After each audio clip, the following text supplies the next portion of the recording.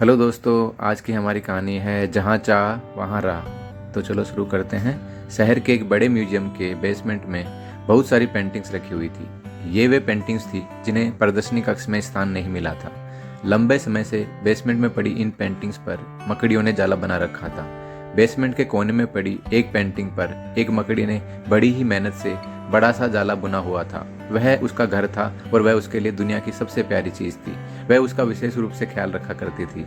एक दिन म्यूजियम की साफ सफाई और रख रखाव कार्य प्रारंभ हुआ। इस प्रक्रिया में बेसमेंट में रखी कुछ चुनिंदा पेंटिंग्स को म्यूजियम के प्रदर्शनी कक्ष में रखा जाने लगा।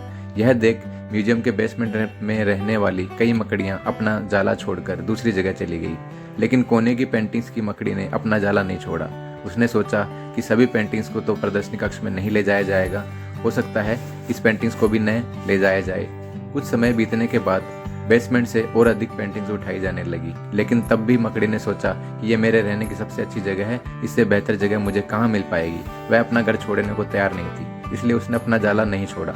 लेकिन एक सुबह संग्रहालय के कर्मचारी उस कोने में रखी पेंटिंग्स को उठाकर ले जाने लगे। अब मकड़ी के पास अपना जाला छोड़कर जाने के अतिरिक्त कोई विकल्प नहीं था। जाला न छोड़ने की स्थिति में वह मारी जाती। बुझे मन से उसने इतनी मेहनत से बनाया अपना जाला छोड़ दिया। म्यूजियम से बाहर निकलने के बाद वह कई दिनों तक इधर उधर भटकती रही। कई परेशानियों से उसे दो चार होना पड़ा। वह बड़ी दुखी रहा करती थी कि उसका खूबसूरत घर भगवान ने उससे छीन लिया और उसे इस मुसीबत में ढकेल दिया। वह संग्रहालय के अपने पुराने घर के बारे में सोचकर और दुखी हो जाती कि उससे अच्छा स्थान अब उसे कभी हासिल नहीं होगा। लेकिन उसे अपने रहने के लिए स्थान तो खोजना ही था, इसलिए वह लगातार प्रयास करती रही। आखिर में एक दिन वह एक सुंदर बगीचे में पहुंची। बगीचे में एक शांत कोना था जो मकड़ी को बहुत पसंद आया। उसने फिर से मेहनत प्रारंभ की और कुछ ही दिनों में पहले से भी सुंदर जाला तैयार कर लिया। यह उसका अब तक का सबसे खूबसूरत घर था।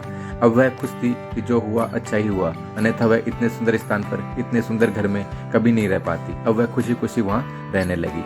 कहानी से सीख, कभी कभी जीवन में ऐसा कठिन समय आता है जब हमारा बना बनाया सब कुछ बिखर जाता है। यह हमारा व्यवसाय, नौकरी, घर, परिवार या रिश्ता कुछ भी हो सकता है। ऐसी परिस्थिति में हम अपनी किस्मत को कोसने लगते हैं या भगवान से शिकायतें करने लग जाते हैं। लेकिन वास्तव में कठिन परिस्थितियां हमारे हौसले की परीक्षा हैं। यदि हम अपना हौसला मजबूत रखते हैं और कठिनाइयों से जूझते हुए जीवन में आगे बढ़ते जाते हैं तो परिस्थितियां बदलने में समय नहीं लगता। हमारा हौसला और हमारी मेहनत हमें बेहतरी की ओर ले जाती है।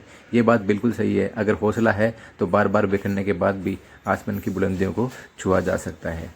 तो प्लीज़ चैनल को सब्सक्राइब जरूर करें। Thank you.